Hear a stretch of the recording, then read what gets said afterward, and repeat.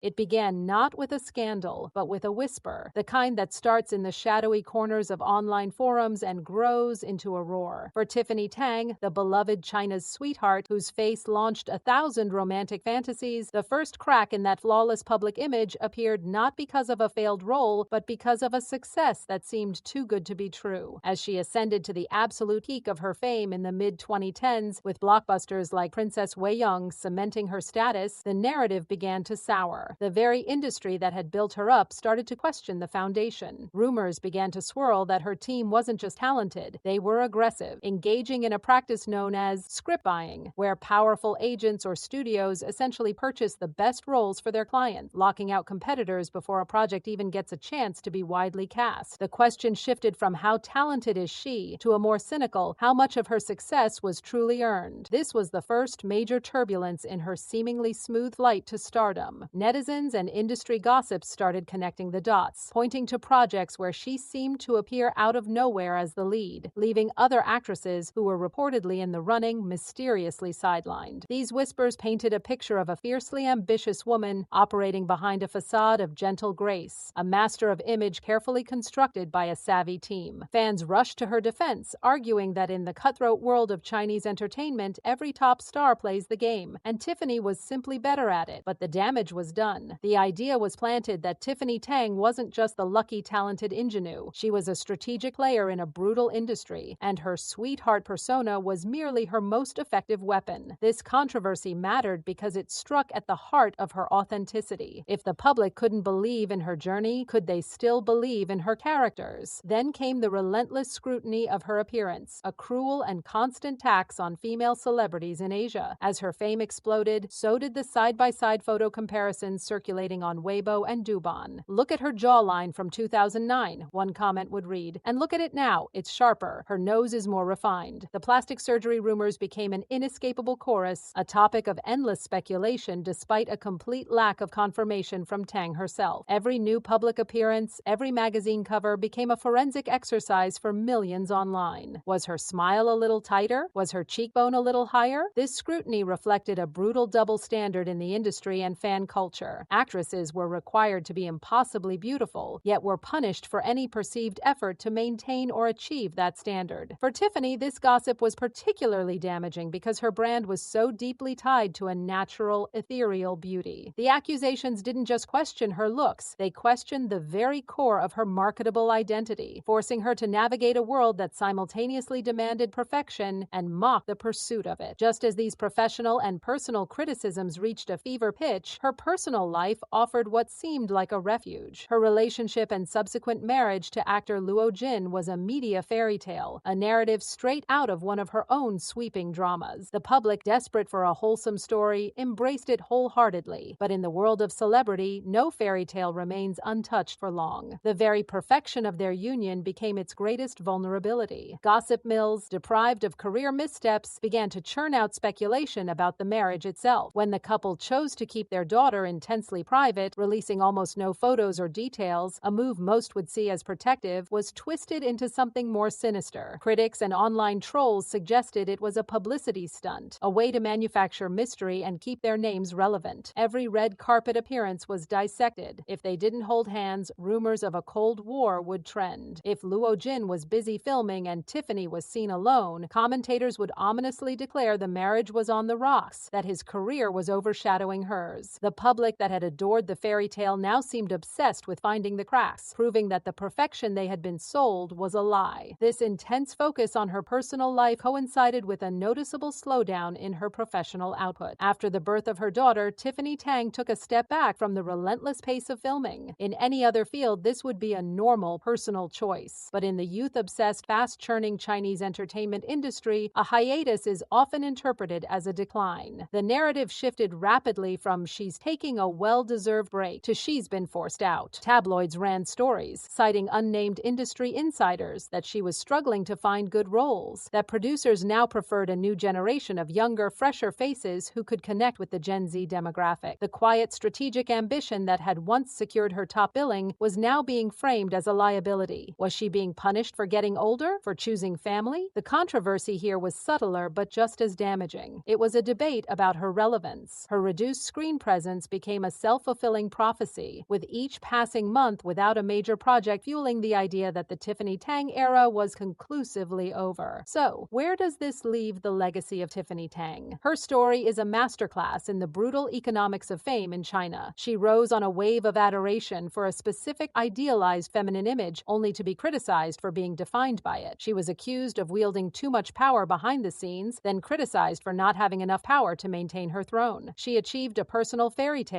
only to have every moment of it picked apart by the very public that cheered for her. The controversies surrounding her, from script-buying whispers and plastic surgery speculation to the intense dissection of her marriage and career choices, are not just a list of scandals. They are a map of the pressures and paradoxes faced by a modern Chinese star. They show an industry that builds archetypes and then resents them for being archetypes, and a fan culture that craves authenticity but is quick to label any strategic move as cynical. Tiffany Tang's journey is more than a career. It's a case study in survival. She navigated the peak of fame without a major career-ending scandal, managing the turbulence not with loud rebuttals but with a quiet, almost impenetrable poise. Whether that poise was a mask of grace or a shield of resilience is the question that continues to fascinate, ensuring that even as the spotlight dims, the conversation about Tiffany Tang is far from over.